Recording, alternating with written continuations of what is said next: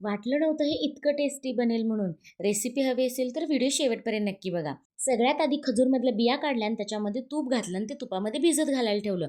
हे हेल्थला एकदम भारी आहे. त्यानंतर दुपारी थोडंसं स्किन केअर केलं आणि बघा माझी स्किन कशी ग्लो करत होती. संध्याकाळी मी मार्केटमध्ये गेलेले कारण खूप सारा भाजीपाला आणायचा होता कारण घरामध्ये काहीच नव्हतं म्हणून. आणि आज शेतकरी बाजार भरणार होता. त्यामुळे तिथे ना खूप फ्रेश फ्रेश भाज्या भेटतात.